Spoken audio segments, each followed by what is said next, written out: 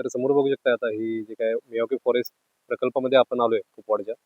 तर झाडं किती उंच गेले ते प्रत्यक्ष तुम्ही बघू शकता. जवळजवळ 30-30 फुटाची ही झाडांची वाढ झाली आहे आणि त्याची कॅनोपी जी आहे ती खूप छान अशी पसरलेली आहे.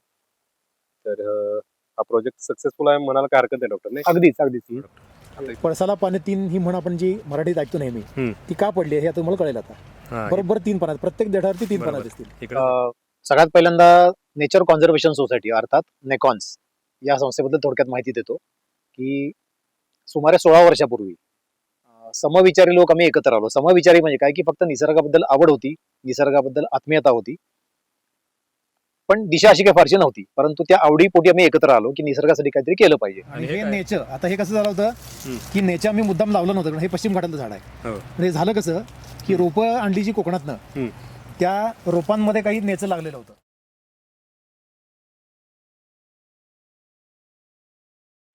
वृक्षवल्ली आम्हा सोयरे वनचरे पक्षी सुसवरे आळविती. मित्रांनो, वन, जंगल आणि वनस्पती यांना आपण सगळे सोयरे फक्त कवितेतच म्हणतो, पण प्रत्यक्षात त्यांच्यासाठी काम करणारे, कार्य करणारे लोक आपल्या अवतीभोवती असतात. आपण मात्र प्रत्यक्ष त्यासाठी काही काम करत नाही. तर nature conservation society of Sangli म्हणजेच नॅकॉन्स ही एक संस्था आहे सांगलीत. तर ती संस्था प्राण्यांसाठी, पक्ष्यांसाठी आणि वनराईसाठी स्पेशली खूप काम करते. गेली बरीच वर्ष या क्षेत्रामध्ये खूप मोठं त्यांनी काम करून ठेवलेलं आहे. त्याच संस्थेचे आज उपाध्यक्ष श्री डॉक्टर हर्षद देवेकर आज आपल्या भेटीसाठी आलेत. तर मित्रांनो, मियावाकी फॉरेस्ट नावाची एक कन्सेप्ट आहे की त्या कन्सेप्टमध्ये 4 ते 5 वर्षामध्ये आपण जंगल निर्माण करू शकतो. जे जंगल व्हायला मित्रांनो तयार व्हायला 30-40 वर्ष लागतील किंवा 100 वर्ष लागतील, अशी जंगलं ही प्रत्यक्षात 10 वर्षात तयार होतात.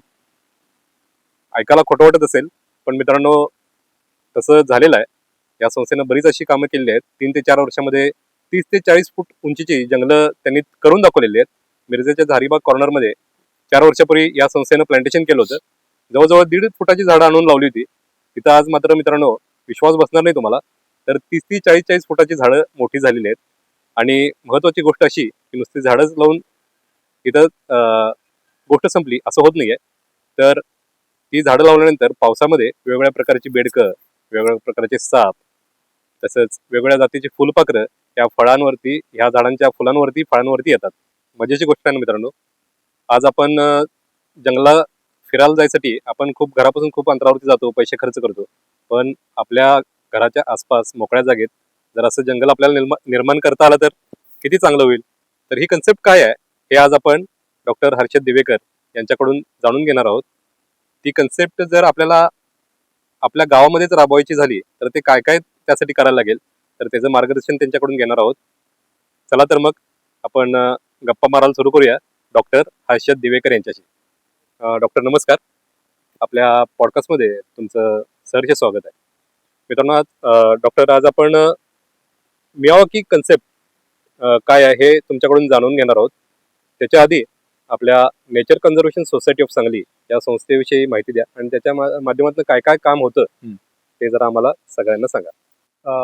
सगळ्यात पहिल्यांदा नेचर कॉन्झर्वेशन सोसायटी अर्थात नेकॉन्स या संस्थेबद्दल थोडक्यात माहिती देतो की सुमारे 16 वर्षापूर्वी समविचारी लोक आम्ही एकत्र आलो. समविचारी म्हणजे काय की फक्त निसर्गाबद्दल आवड होती, निसर्गाबद्दल आत्मीयता होती, पण दिशा अशी काही फारशी नव्हती. परंतु त्या आवडीपोटी आम्ही एकत्र आलो की निसर्गासाठी काहीतरी केलं पाहिजे.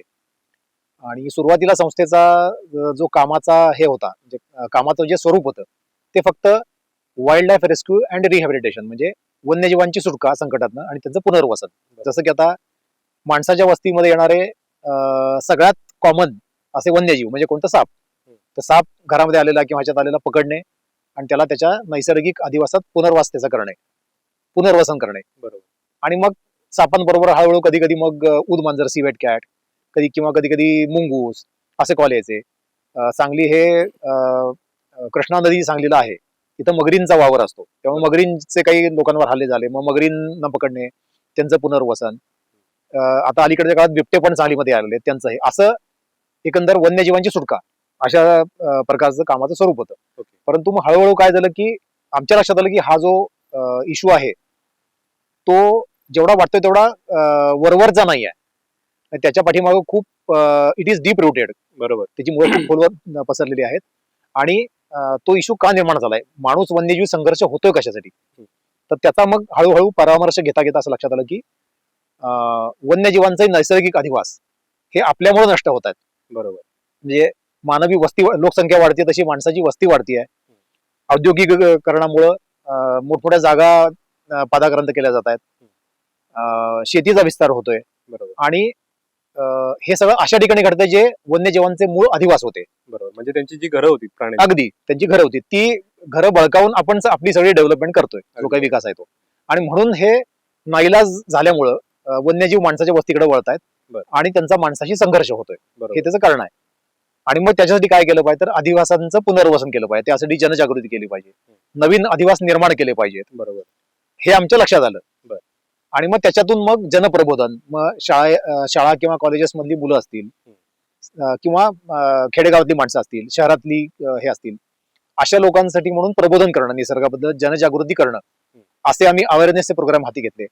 तसंच आदिवासांचं संवर्धन करण्यासाठी पण लोकांमध्ये जनजागृती करणे आणि त्याच्याबरोबर आपल्याला शक्य होतील तेवढ्या प्रमाणामध्ये आदिवासांचं पुनर्निर्माण करणे. जसं की आता प्लांटेशन कमी होते, झाडी कमी होते, डिफॉरेस्ट्रेशन ज्याला आपण म्हणतो, बेसुमार जंगलतोड सुरू आहे, तर मग त्या प्रमाणात त्याची लागवड पुन्हा होत नाहीये. मग त्यासाठी म्हणून वृक्ष लागवड आणि त्यांचं संगोपन हे केलं पाहिजे मोठ्या प्रमाणात. कारण आता क्लायमेट चेंज आपण सगळे जे ऐकतो, क्लायमेट चेंज हा परवलीचा शब्द झालेला सगळ्यांना माहित झालेला आहे, परंतु ती कन्सेप्ट खऱ्या अर्थाने समजली नाही, शब्द माहित झालेला आहे. कारण तो नेहमी कानावरती पडतो, पेपरमध्ये आपण वाचतो, ऐकू येतो आपल्या सोशल मीडियावरती, मेन स्ट्रीम मीडियावरती. परंतु क्लायमेट चेंज ला कारणीभूत मूळ मुख्य आहे ते म्हणजे ग्रीन हाऊस गॅसेस किंवा हरितगृह वायू ज्याला आपण म्हणतो, त्यातला सगळ्यात मोठा वायू तो कार्बन डायऑक्साईड आहे. तर तो कार्बन डायऑक्साईड जो आहे त्याचं एक कार्बन सायकल असते निसर्गामध्ये. म्हणजे कार्बनचं जे उत्सर्जन आहे आणि त्याचं पुनर्शोषण आहे, ह्याचं एक चक्र असतं निसर्गामध्ये, त्याला कार्बन चक्र म्हणतात. आणि त्यात एक बॅलन्स असतो. तो बॅलन्स बिघडलाय आणि तो कशामुळे? कारण बेसुमार वृक्षतोड. कारण तो जो कार्बन अतिरिक्त प्रमाणात वातावरणामध्ये सोडला जातो मानवी गतिविधींमुळे, ऍक्टिव्हिटीजमुळे, तो पुन्हा शोषून घ्यायचं काम आणि साठवून ठेवायचं काम ही झाडं करत असतात. आणि म्हणून झाडं लावली पाहिजेत, जंगल वाढवलं पाहिजे असं आमच्या लक्षात आलं. आणि मग आम्ही हळूहळू आधुनिक पद्धती ज्या आहेत वृक्षारोपणाच्या, जसं की मियावाकी, ज्याच्याबद्दल आज बोलणार आहोत, मियावाकी ही कन्सेप्ट आम्ही राबवायला सुरुवात केली. तसे आतापर्यंत जिल्ह्यामध्ये 5 प्रोजेक्ट झाले आणि हळूहळू त्याची व्याप्ती आम्ही वाढवायचा विचार करतोय. मियावाकी म्हणजे काय कन्सेप्ट आहे, जरा विस्तारित करून सांगा जरा. थोडीशी नावापासून सुरुवात करतो. हा बरोबर. अगदी. मियावाकी हे शास्त्रज्ञाचं नाव आहे का? ओके. ते वनस्पती शास्त्रज्ञ होते, डॉक्टर अकिरा मियावाकी. अकिरा मियावाकी. हा. ओके. तर वयोवृद्ध शास्त्रज्ञ होते. त्यांचं मला वाटतं 2022 साली निधन झालं. पण त्यावेळेला ते 93-94 वर्षाचे होते, वयोवृद्ध आणि ऋषितुल्य व्यक्तिमत्व, खूप अभ्यास केलेले. वनस्पती शास्त्रज्ञ असले तरी देखील ही वॉज अन इकॉलॉजिस्ट. ओके. म्हणजे पर्यावरण तज्ञ पण ते होते. तर त्यांच्या असं लक्षात आलं की ज्या प्रमाणामध्ये वृक्षतोड होतीये त्या प्रमाणात ते रिस्टोअर होत नाहीये, त्याचं पुनर्निर्माण होत नाहीये. मग ती हानी भरून काढायची कशी? बरं, जंगल जे नैसर्गिकरित्या तयार होतं, ती जी प्रक्रिया आहे ती फारच संथ आहे. बरोबर. म्हणजे एक नैसर्गिक जंगल तयार व्हायला नैसर्गिकरित्या, आता आपण फॉर एक्झाम्पल चांदोली, कोयना ही जी आपली जंगलं आपल्या आसपासची पाहतो, आजूबाजूची, सांगली जिल्ह्याच्या जवळची, ती निर्माण व्हायला लागलेत कमीत कमी 500 ते 1000 वर्ष आणि ती समृद्ध व्हायला पुढची 1000 ते 2000 वर्ष एवढा वेळ लागतो. ती अत्यंत संथ प्रोसेस आहे. आणि ज्या प्रमाणात वृक्षतोड होतीये, आपण जंगलाची तोड करतोय, त्या प्रमाणात ही प्रोसेस किती स्लो आहे. जंगल तोडायला काही दिवस पुरतात आणि इथं हजारो वर्ष लागतात. जंगल तयार व्हायला हजारो वर्ष लागतात. अगदी बरोबर. तर त्याच्यासाठी म्हणून जंगल पटकन जलद गतीने तयार करण्याची प्रक्रिया निर्माण केली गेली पाहिजे असं त्यांना वाटलं. त्याच्यावरनं त्यांनी नैसर्गिक जंगलांचा अभ्यास सुरू केला.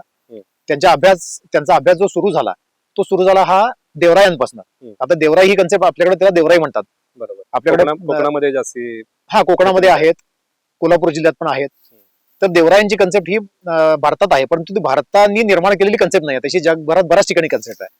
जपानमध्ये पण आहे, आफ्रिकेत काही ठिकाणी आहे. त्याला सेक्रेड ग्रोज असं म्हणतात देवराईला. तर सेक्रेड ग्रो ही जंगलासारखीच असतात, ते जंगलासारखंच काम करतात. तिथे थिक व्हेजिटेशन असतं, तिथे खूप नैसर्गिक जीवांचा अधिवास असतो. बायोडायव्हर्सिटी म्हणजे जैवविविधता ही पण तिथं पूर्णतः असती निर्माण झालेली. त्यांचा अभ्यास त्यांनी सुरू केला तिथून पुढे त्यांनी नैसर्गिक जंगलांचा अभ्यास सुरू केला की नैसर्गिक जंगल निर्माण कशी होतात. आणि मग ते करता करता त्यांनी एक प्रक्रिया विकसित केली की जंगल जलद गतीने कसं वाढवता येईल, की जेणेकरून हा जो झपाट्याने होणारा विनाश आहे त्याला कुठेतरी आपण थोडासा बॅलन्स करू शकू, असं त्यांना कळलं. आणि मग त्यांनी जी जलद गतीनं जंगल वाढवण्याची क्रिया हे केली, निर्माण केली, त्याला मियावाकी मेथड, मियावाकी पद्धत असं नाव पडलं. मियावाकी म्हणजे काय हे आताच तुम्ही आम्हाला सांगितलं. तर असे प्रोजेक्ट आपण कुठं कुठं केलेत आणि त्याचा रिझल्ट काय जरा ऐकून घ्यायचा आहे, जेणेकरून जर कोणाला करायचं असेल आपल्या अवतीभोवती असा प्रोजेक्ट, ज्याच्याकडे मोकळी जागा आहे, ज्याच्या अवतीभोवती गावाकडे जागा आहे एखादी, तर तिथं जर असं जंगल कमी वेळेमध्ये उभा करायचं असेल तर आपण असे पायलट प्रोजेक्ट आधी कुठे कुठे केलेत जेणेकरून ते लोक येऊन बघू शकतील, असे कुठले कुठले प्रोजेक्ट केलेत आम्हाला जरा सांगा. पायलट प्रोजेक्ट ज्याला म्हणता येईल तो म्हणजे आपला पहिला प्रोजेक्ट जो मिरजेला झारीबाग म्हणून एरिया, जो मी जिथं राहतो तोच एरिया, माझ्या घराच्या पाठीमागचाच एक ओपन पीस होता. सांगली मिरज कुपवाड महानगरपालिकेचा एक ओपन पीस होता. म्हणजे मगाशी तुम्हाला भेटायला आल्यानंतर तुमच्या घरा शेजारी जे जंगल दिसत होतं, हा ते मियावाकी पहिलं मियावाकी फॉरेस्ट आहे आपल्या संस्थेने तयार केलेलं. ओके, ते तर खूप म्हणजे 30-40 फुटापेक्षा जास्त अगदी बरोबर. हा, त्याला 4 वर्ष आता नुकतीच पूर्ण झाली ओके त्याच्या प्लांटेशनला. तो आपला पहिला प्रोजेक्ट होता आणि तसा तो सांगली जिल्ह्यातला पहिलाच प्रोजेक्ट होता. तर त्याच्यामध्ये बरीच विघ्न आली, काही ना काही सरकारी काम म्हणलं की विघ्न येतातच, पण ती सगळी पार करत करत तो प्रोजेक्ट आम्ही पूर्ण केला. आणि मग तिथून त्याच्यानंतर एक साधारणतः गेल्या 4 वर्षामध्ये टोटल 5 प्रोजेक्ट झाले तो धरून. दुसरा जो प्रोजेक्ट होता तो नांगोळे म्हणून एक गाव आहे कवठे महांकाळ तालुक्यामध्ये, तिथं डोंगराच्या उतारावरती केलेला आहे. तसा तो भारतातला डोंगराच्या उतारावरती केलेला 3 नंबरचा प्रोजेक्ट आहे पूर्ण भारतामध्ये. पूर्ण भारतामध्ये. सपाट जमिनीवरती मियावाकी बऱ्याच लोकांनी केलेला आहे, परंतु डोंगरावरती ते करणं चॅलेंज असतं, कारण तिथं सपाट जमीन तुम्हाला मिळत नाही. मग तिथं तुम्हाला कोकणामध्ये शेती करायसाठी किंवा हिमालयामध्ये वगैरे शेती करायसाठी बेंच टेरेसिंग नावाची जी पद्धत वापरतात इंजिनिअरिंग मधली, ती पद्धत वापरून स्टेप सारखे असे हे तयार केलेले आहेत, प्लॅटफॉर्म तयार केले, त्याच्यावरती झाडांची लागवड केलेली आहे. तर असे 5 मियावाकी प्रोजेक्ट सक्सेसफुली केलेले आहेत. आणि आता आपण जिथे बसलोय तो जो हे आहे तो मागे आपल्याला मियावाकी फॉरेस्ट दिसू शकेल, जे आपलं तिसरं मियावाकी फॉरेस्ट आहे आपल्या संस्थेने केलेलं. आणि उजव्या हाताला माझ्या दिसतंय ते बांबू फॉरेस्ट आहे, बांबूच्या 5 जाती लावून केलेलं. तर हे दोन्ही मागे दिसतात बांबू, ते बांबू फॉरेस्ट आहे. बांबूच्या 5 जाती, भारतीय जाती लावून ते तयार केलेलं आहे. इंडिजिनस सगळ्या जाती, इंडिजिनस जाती आहेत बांबूच्या, भारतामध्ये सापडणाऱ्या. तर हे दोन्ही प्रोजेक्ट आपल्या संस्थेने केलेले आहेत 1 वर्षाच्या अंतराने. आणि दोन्हीची वाढ आता आपण बघू शकतो, आपल्या पाठीमागच ते सगळं आहे. आणि आल्यापासून बघतोय की फुलपाखरं देखील खूप बागडत आहेत तिथं. हो, कारण त्याच्यामध्ये फुलपाखरांची होस्ट प्लांट आणि नेक्टर प्लांट अशी दोन्ही घातलेले त्या हे करताना, सिलेक्ट करताना, झाडांचं सिलेक्शन करताना. म्हणजे जाणीवपूर्वक तसे झाडं लावलेले आहेत. अशी झाडं लावलीत की जिथं पक्षी अट्रॅक्ट व्हावेत किंवा फुलपाखरं अट्रॅक्ट व्हावीत, की त्यांना काहीतरी खायला प्यायला मिळावं, त्यांना आडोसा मिळावा, घरटी करायला जागा मिळावी, असा विचार करूनच ते तयार गेलेलं आहे. की जेणेकरून नुसती झाडं लावणं हा आपला उद्देश नाही आहे, तर झाडांबरोबर तिथं जैवविविधता निर्माण झाली पाहिजे. बरोबर, बायोडायव्हर्सिटी, नैसर्गिक अधिवास त्यांचे निर्माण झाले पाहिजे, तर ती परिपूर्ण होती, एक परिसंस्था तयार होती. तर त्यामुळे त्या पद्धतीने आपले हे 5 प्रोजेक्ट, आणि आता पहिल्या प्रोजेक्टची झाडं 35-40 फुटाच्या आसपास गेलेली आहेत. हा तिसरा प्रोजेक्ट आहे, ह्याची झाडं नाही म्हटलं तरी आता 30 फुटाच्या आसपास जायला लागली आहेत. आणि दुसरा जो नांगोळ्याचा प्रोजेक्ट आहे डोंगरावरचा, त्याची अशीच 30-35 फुटाला झाडं गेलेली आहेत. तिथेही भरपूर फुलपाखरं येतात, पक्षी येतात, पक्ष्यांची घरटी होतात. ओके डॉक्टर, तर ही जी काही कन्सेप्ट आहे मियावाकी, ही कशी आहे, म्हणजे कॉम्प्लिकेटेड आहे की सामान्य माणूस देखील हे करू शकतो, कसं आहे, म्हणजे कशी प्रोसेस आहे? थोडीशी गुंतागुंतीची आहे, पण म्हणजे सामान्य माणूस करू शकत नाही असं नाही, फक्त ते समजून घेतली पाहिजे. म्हणजे नुसती कसं झालं आजकाल, मियावाकी ही कन्सेप्ट थोडीशी करप्ट पण झालेली आहे, भ्रष्टाचार म्हणतात तशी झालेली आहे. म्हणजे काय की मियावाकी म्हणजे नुसती झाडं नर्सरीतनं उचलून आणायची, ती देशी आहेत का विदेशी हे माहित नाही, नर्सरीवाला जी देईल ती झाडं उचलून आणायची आणि 2-2 फुटावरती लावून टाकायची, म्हणजे झालं मियावाकी. अशी कन्सेप्ट बऱ्याच लोकांची झालेली आहे. तर तसं नाही आहे, त्याला खूप मेहनत आहे. झाडं जवळ लावणं म्हणजे मियावाकी, एकच कन्सेप्ट राबवून लोक चाललेले आहेत. पण रिझल्ट मिळाला तर मिळाला, नाही तर नाही. पण मूळची कन्सेप्ट काय जरा सांगा लोकांना जरा.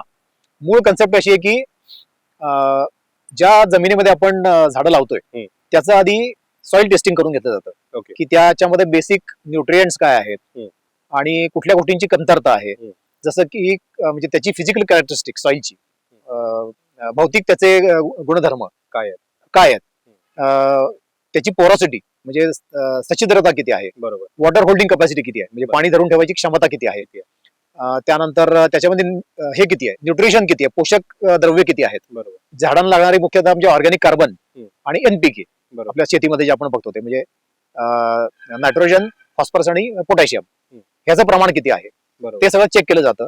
त्यात जे काही कमी आहे त्यानुसार ऍडिटिव्ह मटेरियल काय आणलं जातं. बरं.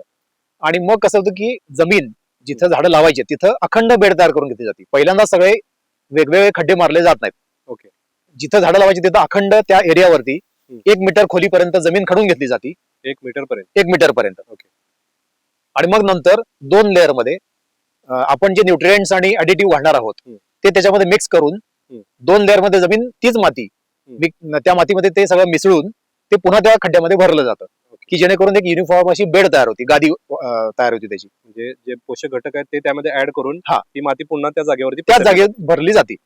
तर हे का केलं जातं तर मातीची गुणवत्ता वाढवण्यासाठी. आता कसं होतं की बरेच लोक आजकाल चुकीचं हे करतात मियावाकीमध्ये की बाहेरनं माती आणायला सांगतात. तर ही वेगळ्या अत्यंत जागेतून वेगळ्या जागेतनं बरं. बाहेरनं माती आणा, तर ही अत्यंत चुकीची कन्सेप्ट आहे. कारण काय की माती 1 सेंटीमीटर 1 सेंटीमीटर का 1 इंच मला एक्झॅक्टली आठवत नाही पण तेवढी माती तयार व्हायला, मृदा नैसर्गिकरित्या तयार व्हायला 700 ते 800 वर्ष लागतात. बापरे तर तुम्ही दुसऱ्या ठिकाणची माती आणून इथं टाकताना मियावाकी करतो म्हणताय, तर हे नेचर कॉन्झर्वेशन किंवा निसर्ग संवर्धन नाहीये, ते डिस्ट्रक्शन आहे. ओके कारण एका ठिकाणची माती तुम्ही उकरताय म्हणजे तिथलं उद्ध्वस्त करताय आणि दुसरीकडे म्हणताय की निसर्ग संवर्धन करतो, ह्याला अर्थ बरोबर नाहीये. बरोबर सो त्याचा बेसिक प्रिन्सिपल असं आहे की don't bring the soil, make the soil. Okay okay माती आणू नका बाहेर, माती बनवा. म्हणजे ती समजा माती निर्जीव असेल त्याला सजीव करा, अशा प्रकारे हे करून. बरोबर तर ह्या प्रोजेक्ट मध्ये आपण तेच केलेलं आहे. इथं या ठिकाणी मुरुम होता, फक्त वरती 10 इंच माती होती आणि खाली सगळा दगडी मुरुम होता. तर आपण आजूबाजूची इथलीच माती घेऊन त्याला एनहान्स केलं ओके आणि हा प्रोजेक्ट केलेला आहे. तर अशा प्रकारे मातीची पहिल्यांदा सॉइल कंडिशनिंग करून घ्यावं लागतं. म्हणजे मातीवरती संस्कार करावे लागतात त्या, आणि माती बरोबर निर्जीव माती असेल तर ती सजीव करून घ्यावी लागते. बरोबर मग त्याच्यामध्ये काय होतं की आपण 2-2 फुटांवरती झाडं लावतो की जेणेकरून काय होतं की आपण जमिनीमध्ये जे पोषक द्रव्य घातलेली आहेत ती पोषक द्रव्य आणि वरनं मिळणारा सूर्यप्रकाश याच्याकरता त्या झाडांमध्ये अत्यंत तीव्र स्पर्धा लागते.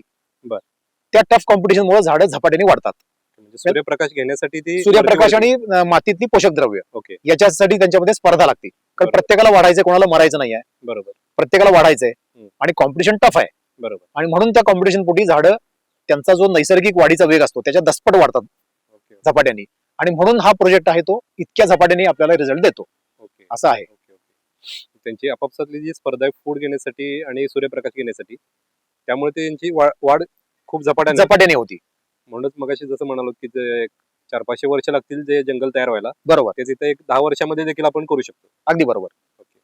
तर डॉक्टर आता असं विचारायचं आहे की ह्या झाडांना मगाशी आपण तुम्ही म्हणाल की माती जिवंत करून घ्यायला पाहिजे किंवा ती त्याची कॅपॅसिटी वाढवली पाहिजे मातीची. बरोबर. तर आपण ही जी काही काढलेली माती होती मगाशी सांगितलं, तर त्यामध्ये काय काय पदार्थ घातले जातात एक थोडक्यात सांगा. कारण प्रत्येक ठिकाणचं टेस्टिंग करून त्यामध्ये वेगवेगळे पदार्थ घालायला लागत असतील, बरोबर. पण एक लोकांना लक्षात यावं की म्हणून सांगा अशा गोष्टी की काय काय त्यामध्ये ऍड करायला लागतं.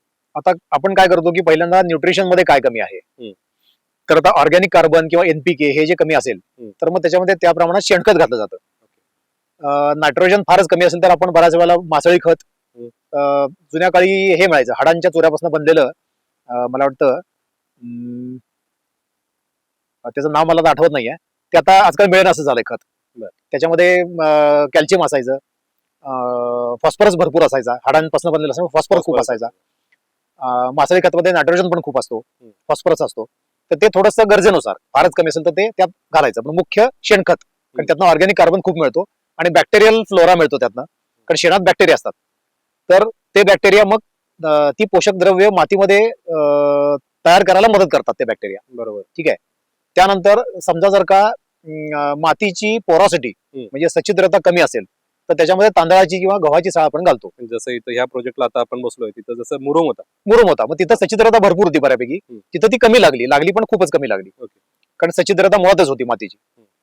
पण जिथं काळी माती आहे तिथं मात्र ते खूप घालावं लागतं, त्या प्रमाणामध्ये त्याचे काही प्रमाण आहे त्याचं ठरलेलं, ते करावं लागतं. दुसरी गोष्ट म्हणजे समजा मातीमध्ये पाणी धरत नसेल, जसं की ह्या आता आपण बसलोय त्या ठिकाणी ही सच्छिद्र खूप आहे पण मातीमध्ये पाणी राहत नाही, बरोबर ते लगेच निघून जातं, निचरा होतो त्याचा. बरोबर. म्हणून मग मातीमध्ये पाणी धरून ठेवणारं काहीतरी मटेरियल घालावं लागतं. मग तिथं कोकोपीट किंवा बगॅस जो असतो उसाचा, ते आपण घालतो, की जो बराच काळ पाणी धरून ठेवतो, की जेणेकरून काय होतं की झाडांना पाणी जे लागतं नंतर घालायला वरनं, त्याची बचत होती, बरोबर. त्याचं प्रमाण कमी लागतं. कारण आपण दिलेलं पाणी मातीमध्ये ते जे बगॅस किंवा आपण हे जे घातलेलं आहे कोकोपीट, ते धरून ठेवतं आणि पाण्याची पण गरज कमी होती, म्हणजे कमी पाण्यामध्ये आपण झाडं वाढवू शकतो.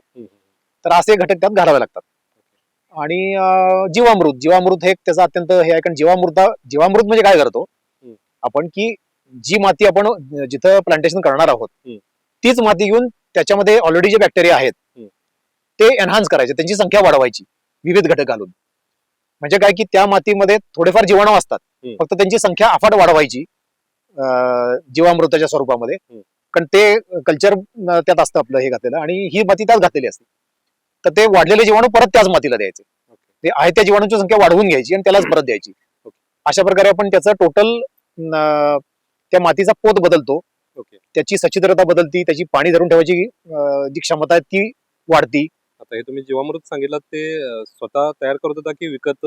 नाही, विकत नाही, ते तयार करायला सोपं आहे खूपच. बरं. आणि साधे घटक घालून ते आपण करू शकतो. म्हणजे शेणखत आहे, शेणखत नाही सॉरी, शेण आहे गाईचं ताजं, किंवा गोमूत्र आहे, डाळीचं कुठलं चण्याच्या डाळीचं पीठ घालता येतं, त्याच्यामध्ये गुळ घालतात, असं करून ते बनवता येतं आणि स्वस्त असतं, खूप इझिली बनवता येतं, कोणालाही बनवता येतं आणि न्यूट्रिटिव्ह व्हॅल्यू त्याची खूप आहे.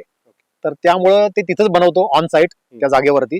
आणि त्याचा सॉइल कंडिशनिंग करताना आपण जे 2 लेअर मध्ये बनवतोय, म्हणजे पहिला लेअर टाकायचा, त्याच्यावरती संपूर्ण जीवामृत शिंपडायचं. तर आपण जे 2 लेअर मध्ये तो खड्डा भरून घेतो सॉइल कंडिशनिंग करताना, म्हणजे मिक्सिंग करून, तर मातीचा आणि त्या मिक्सरचा पहिला लेअर टाकला की त्याच्यावरती जीवामृत संपूर्ण शिंपडून घ्यायचं आणि मग दुसरा लेअर टाकायचा, की जेणेकरून मातीच्या 2 लेअर मध्ये आतमध्ये जीवामृत त्याचे बॅक्टेरिया पसरतात सगळे. बरोबर, असं तो आहे.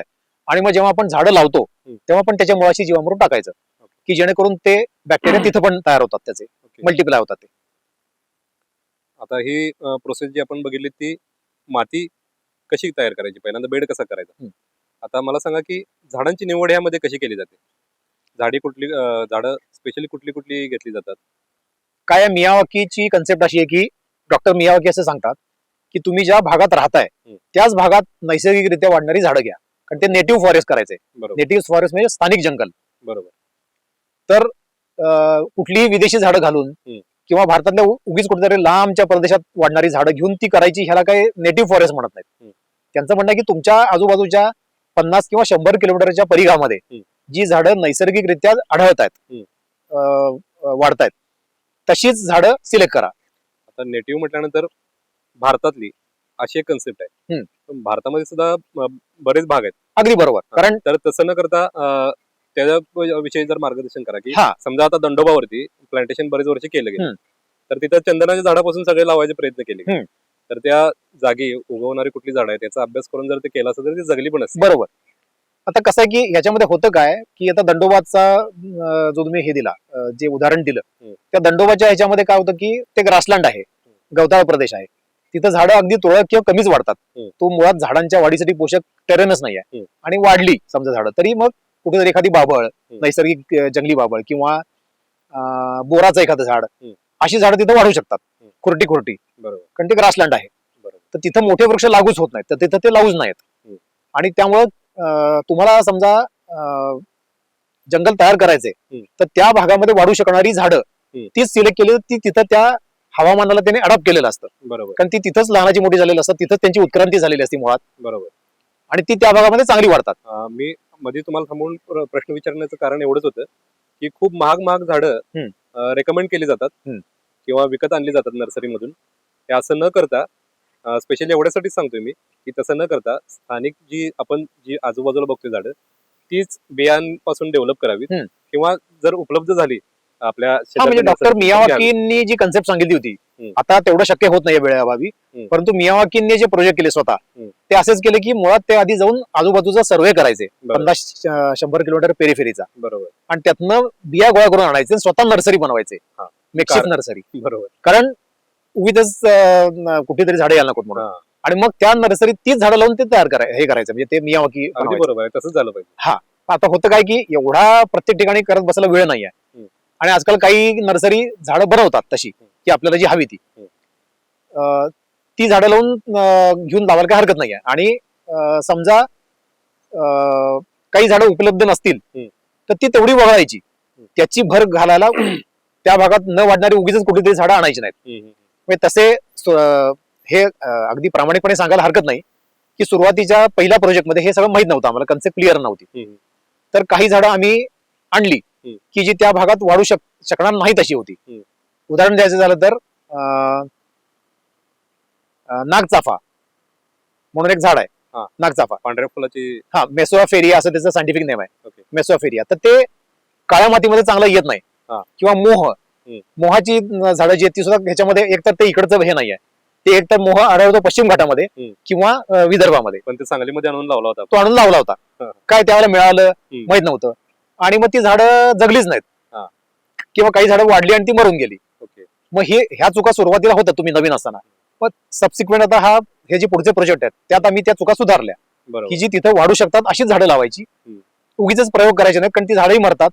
कारण मियावाकीमध्ये एक दुसरा असा हे आहे की नॅचरल सिलेक्शन नावाचा एक प्रक्रिया घडती जी नैसर्गिक आहे. म्हणजे काय की तुम्ही 2-2 फुटाला लावलेली सगळी झाडं जगत नाहीत मुळी, मधली बरीच झाडं मरतात आणि ते नैसर्गिक आहे अत्यंत, आणि ते व्हायलाच पाहिजे, गरजेचं पण आहे. कारण जंगल नैसर्गिक तयार होत असताना लाखो झाडं, लाखो बिया उगवून येतात, लाखो रोपं उगवतात.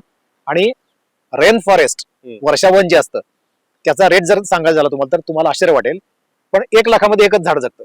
बापरे, 1 लाखामध्ये एकच झाड जगतं. 1 लाख रोपं जी उगवतात त्यातलं एकच जगतं, 99,000 मरतात. हा रेट आहे. आणि म्हणूनच एवढा संथ गतीनं जंगल वाढतं नैसर्गिकरित्या, कारण त्याचा मरण्याचा रेट पण तेवढाच आहे, ज्याला नॅचरल सिलेक्शन असं म्हणतात. तर ती मर इथं पण होणं एक्सपेक्टेडच आहे, साहजिकच आहे. तर हे जे नॅचरल सिलेक्शन आहे ते पण लक्षात घ्यायला हवं. त्याच्यावर पण मियावाकीचे टीकाकार बरेच टीका करतात की तुम्ही झाडं मारताय. काही लोक तर अगदी भावनिक लोक, तुम्ही झाडांची हत्याच करताय, आधीच देशी बीज कमी आहे आणि तुम्ही ते वाया घालवताय, हत्या करताय झाडांची, इतपत हे करतात. तसं त्यांना त्या लोकांनी ही कन्सेप्ट समजून घेतली पाहिजे, शास्त्र समजून घेतलं पाहिजे. हा, की निसर्गात हे घडत असतं, फक्त ते आपल्या डोळ्यासमोर घडत नाही म्हणून ती हत्या नाही. मग तुम्ही असं म्हणाल का की निसर्गाने हत्या केली? नाही, ते नॅचरल सिलेक्शन आहे. आणि मग त्यामुळे आम्ही ते लक्षात घेतलं आणि असं आमच्या असं लक्षात आलं की जी झाडं त्या भागात वाढू शकत नाहीत ती उगीच हाऊस म्हणून आणायची, नंतर ती मरून जातात. तसं नाही करायचं. हाऊस आहे म्हणून, हा, हाऊस आहे किंवा आपल्याला माहित नाही म्हणून. म्हणजे माळावरती मला सफरचंद लावायचे, हा बरोबर, तर त्याला काही अर्थ नाहीये असा तो हे आहे. तर त्याच्यामुळे झाडांचं सिलेक्शन करताना ते केअरफुली केलं पाहिजे अशा प्रकारे की स्थानिक त्या आजूबाजूच्या 50 किंवा 100 किलोमीटरच्या परिघामध्ये वाढणाऱ्या वनस्पती कुठल्या आहेत त्या गोळा करून आणायच्या, त्याच लावायच्या, हे पहिल्यांदा बघितलं पाहिजे. बरोबर. दुसरं असं आहे की जंगलामध्ये सगळ्या एकाच उंचीची किंवा एकाच अशी ह्याची झाडं नसतात. बरोबर. जंगलामध्ये छोटी झुडपंही असतात, गवतही असतं, प्रचंड मोठे वृक्षही असतात. तर तसं लेअर्स जंगलामध्ये, नैसर्गिक जंगलात जसे असतात तसे तुम्ही पण लेअर बनवले पाहिजेत. ओके. जसं एखादा ट्री लेअर असतो, लार्ज ट्री असतात त्याच्यामध्ये. बरोबर.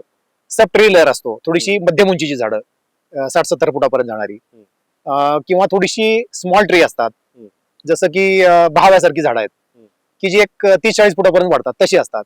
झुडपं असतात, झुडपांमध्ये पण लार्ज श्रब आणि स्मॉल श्रब असे 2 प्रकार आहेत. मोठी झुडपं आणि छोटी झुडपं.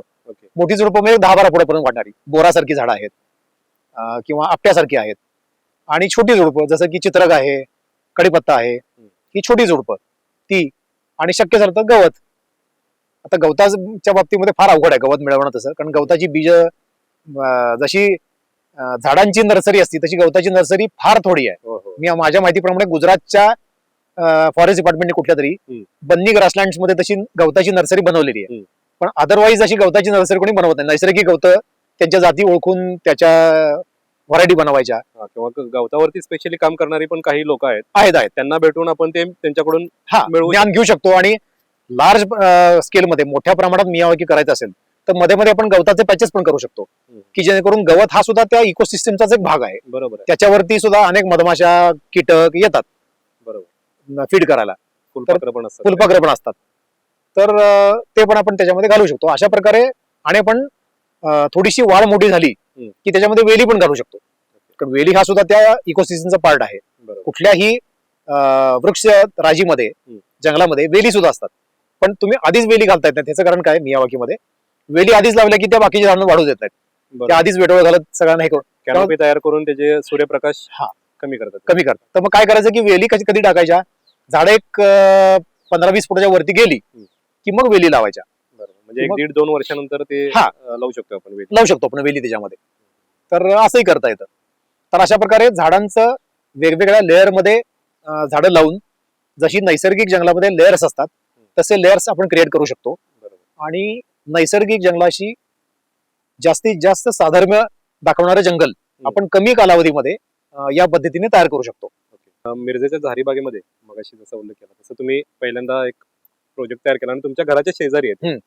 म्हणजे सकाळ दुपार संध्याकाळ तुमचं बघणं होत असेल किंवा तिथं भेटणं, त्या जागेला भेट देणं होत असेल, तर तिथं काय वेगळं असं जाणवलं तुम्हाला की बाबा त्या जागेमध्ये पूर्वी काय होतं आणि नंतर हळूहळू काय फरक पडत गेला तिथल्या वातावरणात म्हणा किंवा प्राणी पक्षी वगैरे यांच्यासाठी काय फरक पडला, काय त्याचं कॉन्ट्रीब्युशन होतं त्या जागेस? आता कसं होतं, पूर्वीच्या काळी तो महानगरपालिकेचा ओपन पीस आहे की जिथं गार्डनसाठीच राखीव ती जागा आहे. परंतु तसं काही नव्हतं, महानगरपालिकेकडनं तिथं काही केलं गेलेलं नव्हतं. आणि पूर्वीच्या काळी तिथं खूप तण माजायचं. बरं, तण यायला पण हरकत नाही, म्हणजे तण हे सुद्धा निसर्गाचा भाग आहे, मान्य आहे मला. परंतु आजकाल काय झालं की तण सुद्धा स्वदेशी राहिलेलं नाहीये. तणामध्ये इतक्या विदेशी घुसखोर जातींनी त्यात हे केलेलं आहे की त्या सगळ्या जाती वाढून बसतात. आणि मग संपूर्ण पावसाळा तिथं प्रचंड घाण तण माजायचं हे, आणि नंतर ते तण मेलं की सगळं सुकलेलं, आणि मग तिथं कुणी येऊन काही करायचं, म्हणजे मग ते मशीनचे मालक तिथं म्हशी कोंडायचे त्या ह्याच्यामध्ये, कारण त्याला कंपाऊंड होतं कडेनी. अशी पडीक जागा होती ती. दुर्दैवाने आपल्याकडे जे मद्यपी लोक असतात ते तिथंच मद्यपान करायला बसतात, तेही व्हायचं नंतर कधी कधी, असं खूप त्याचा दुरुपयोग व्हायचा. साधारण 5-7 गुंठे काहीतरी जागा आहे ना ती? 10 गुंठ्याचा प्लॉट आहे. 10 गुंठे. हा. पण मग हे झाल्यानंतर आता कसं झालं की ती झाडं वाढली, तिथं आता पक्ष्यांचा वावर प्रचंड वाढलेला आहे. नाही म्हटलं तरी 20 ते 22 जातीचे पक्षी तिथे येतात. 20 ते 22 जातीचे पक्षी, स्थानिक जातीचे पक्षी, ओके. जे तिथं झाड असल्यामुळे वस्ती करतात. त्यांची काहींची घरटी आहेत. ओके. कुठले कुठले पक्षी आपण सांगू? पक्ष्यांमध्ये सांगायचं झालं तर तिथं होले येतात. होल्यांचं घरटं मी पाहिलं. शिंजीर पक्षी, कवडा जो आपण म्हणतो. कवडा, हा बरोबर, होला, त्याचं घरटं मी पाहिलं 2 झाडांवरती. शिंजीर, सनबर्ड त्याची 2 घरटी पाहिली. आणि गंमत म्हणजे त्यांनी सनबर्ड काय करतो की आजूबाजूला जे मटेरियल अवेलेबल आहे, जे काय असेल ते वापर करूनच त्याचा हे करतो, घरट बनवत असतो. बरोबर. तर त्यांनी तिथल्या वाळक्या काटक्या कुटक्या घेऊन त्याचा घरट्याचा शेप बनवला होता. आणि ते काटक्या एकमेकाला जोडायला पेस्टिंग मटेरियल म्हणून त्यांनी बाजूला एक उमराचं झाड आहे, त्याच्या उमरातला आतला मगज वापरला होता, चिकट. बरोबर. म्हणजे ते डिंक जो असतो डिंकासारखं, म्हणजे आतला जो मगज असतो बिया, त्या थोडंसं चिकट असतं सुरुवातीला, ते वापरलं त्यांनी. अच्छा, उमरामधला फळामधला मगज तो वापरला, कारण ते आम्हाला तिथे दिसलं. आणि एक विलायती काटेसावरी झाड रस्त्याकडे लावलेलं आहे, त्याचा कापूस पडतो, ते कापूस त्यांनी लावून गादी तयार केली ती आतमध्ये. त्याचे फोटो पण आपल्या वेबसाईटवरती अवेलेबल आहे. झाड तुम्हीच लावलेली? आम्ही झाडं लावली होती त्याचा. तर ते वापरून त्यांनी आतली गादी तयार केली होती पिल्लासाठी. अशी शिंजीरची 2 घरटी झाली. ओके. मधमाशांची 2 पोळी तिथं होऊन गेली, कारण मधमाशांना ते अत्यंत सेफ जागा आहे, डिस्टर्ब करणारं कोणी नाही आहे. बरोबर. मधमाशाची 2 मोठी पोळी होऊन गेली. त्यानंतर फुलपाखरं नाही म्हणजे एक 7-8 प्रजातीची फुलपाखरं दिसतात. 7 ते 8 प्रकार. 7 ते 8 प्रकारची. इथं सुद्धा बरीच आता फुलपाखरं आपल्याला दिसली. कॉमन मॉर्मन आहे किंवा कॉमन क्रो आहे, अशी फुलपाखरं तिथे येतात. येलो कलरचं एक होतं. हा, ते मला वाटतं ग्रास लेमन कसं काहीतरी त्याचं नाव आहे, छोटस असतं ते असतं. तर अशी फुलपाखरं येतात, पक्षी येतात आणि मधमाशा येतात. तर मधमाशी हा तर फार चांगला इंडिकेटर आहे. म्हणजे तुमच्या गार्डन मध्ये किंवा तुमच्या ह्याच्यामध्ये मधमाशी येते आणि पोळं करते, ह्याचा अर्थ तुमचं उद्यान किंवा तुमचं जे काय जंगल तुम्ही केलेलं आहे ते समृद्ध झालेलं असं समजायला हरकत नाही. का बरं असं का? कारण तिथं मधमाशांना फीडिंग मिळते, नेक्टर म्हणजे मध मिळतं कुठल्या तरी एका झाडातनं, हे क्लिअर झालं. बरोबर. आणि त्यांची तिथे वस्ती होती, याचा अर्थ त्यांना धोका कुठला वाटत नाहीये. Okay okay okay. आणि मधमाशा ह्या निसर्गाच्या मुख्य पॉलिनेटर्स म्हणजे परागीभवन करणाऱ्या घटकांपैकी एक आहेत, महत्वाच्या. म्हणजे असं म्हणतात की 30 ते 40% निसर्गातलं परागीभवन ह्या मधमाशा करतात. अजून सोप्या भाषेत जर सांगायचं झालं तर फुलापासून फळं होण्याची प्रक्रिया ही मधमाशांमुळे होती. ते थोडक्यात निसर्गाचे शेतकरी आहेत एक प्रकारचे. तर त्यामुळं मधमाशा तुमच्या जर का प्लांटेशन मध्ये असतील तर याचा अर्थ ते तुमचं प्लांटेशन समृद्ध आहे असं म्हणायला हरकत नाही. तो इंडिकेटर आहे एक प्रकारचा. तर ते पण आपल्याकडे दिसलेला आहे. त्याचे फोटोग्राफ आम्ही काढून ठेवलेत वेळोवेळी. आणि ते आपल्या वेबसाईट वरती तुम्हाला दिसू शकतील. Okay. असं ते समृद्ध एक जैवविविधता असलेला एक छोटासा तो एक पॅच तयार होतो, बायोडायव्हर्स पॅच. छोटे प्राणी वगैरे काही दिसले का तिथे असे? छोट्या प्राण्यांमध्ये मॅमल्स मध्ये खारोटे असतात हम्म. आपल्या नेहमीच्या, हम्म. पाम स्क्वेरल त्या असतात. कधीतरी माकडं येतात. माकडं काय कायमस्वरूपी वस्तीला नसतात, पण येऊन जातात व्हिजिट करून. अशा प्रकारे ते असतात. म्हणजे सस्तन प्राण्यांमध्ये तेवढेच पाहिले मी. आणि रेप्टाईल्स वगैरे असतात. पावसाळ्यामध्ये बेडूक असतात, 2-3 प्रजातीचे. गंमत म्हणजे तिथे एक काही इंडियन ट्री फ्रॉग जो झाडावरती असतो तो त्या रोपांबरोबरच आला आणि तिथं काही त्यांचं प्रजनन पण झालेलं आहे. ओके. म्हणजे मला ते दिसले तिथं. ट्री फ्रॉग हा नेटिव्ह नाही, स्थानिक नाहीये, स्थानिक नाही आहे तो, मिरजेमध्ये आढळत नाही नाही, पण तो रोपांबरोबर आला. ओके. आणि तिथं काही थोडेफार पावसाळ्यात दिसतात ते ट्री फ्रॉग. म्हणजे अजून आहेत आहेत 4-5 वर्ष त्यांनी हा. धरलेलं आहे तिथे. तर धरलेलं आहे. ओके.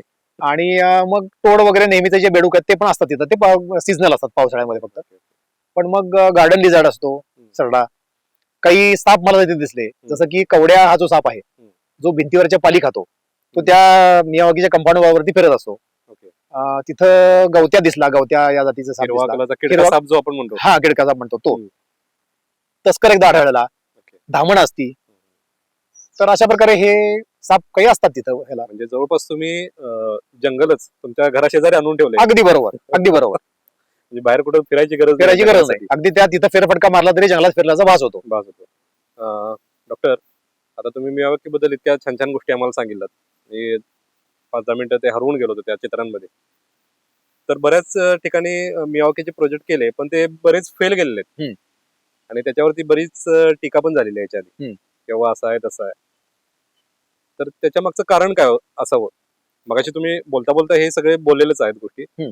तर काय कारण असावं आणि त्याच्यासाठी तसं होऊ नये म्हणून तुमच्याकडून काही मार्गदर्शन मिळू शकतं का? काय आहे, मियावाकीचे जे प्रोजेक्ट फेल गेले त्याच्यामध्ये त्याला अनेक कारण आहेत. जसं की मियावाकी ही कन्सेप्ट बऱ्याच लोकांनी समजून घेतलं नाहीये. जसं मी मगाशी सुरुवातीला बोलता बोलता बोलून गेलो की फक्त जवळजवळ 2-2 फुटाला झाडं लावून टाकणे म्हणजे मियावाकी, अशी कन्सेप्ट बऱ्याच लोकांनी करून घेतली. कारण ते करायला सोपं आहे. आणि मग त्याच्यातनं कसं होतं की ते लावायचं आणि नंतर त्याचा कोणी मेंटेनन्स करत नाही, बघत नाही, त्याच्याकडे निगा राखत नाही. दुसरी गोष्ट अशी की सॉइल कंडिशन जे रिगरस करावं लागतं ते केलं जात नाही. नुसतं वरवर जेसीबी मारून माती मोकळी करून घेतली जाती, थोडंफार शेणखत घातलं नाही आणि झाडं लावून टाकली जातात, असं होतं. आणि त्याच्यामुळे काय होतं की मियावाकी हे नावालाच राहतं, ते खरं मियावाकी नाही आहे. आणि मग नंतर काय होतं की त्याचा रिझल्ट मिळत नाही बऱ्याच वेळेला. आणि मग त्याचा दोष मात्र मियावाकींच्या माथी मारला जातो. खापर त्याच्यावरती खापर फुटतं. हा, आपण काहीतरी चुकीचं करायचं आणि मग ते नाव येतं मात्र मियावाकींवरती. म्हणजे थोडक्यात करणारा गाव आणि मियावाकींवरती नाव असं ते होऊन जातं सगळं. तर त्याच्यामुळे काय होतं की सॉइल कंडिशनिंग प्रॉपरली झालंय का नाही, तुम्ही झाडांचं सिलेक्शन योग्य रीतीने केलंय का नाही, झाडांचं प्लेसमेंट योग्य रीतीने केलंय का नाही, याला फार महत्व आहे. म्हणजे आम्ही आमच्या संस्थेतर्फे एक मेथड कस्टमाइज केलेली होती की झाडं कुठे लावायची, झाडं अशा प्रकारे लावायची की प्रत्येक झाडाला सर्वाइव्ह व्हायला वाव मिळेल.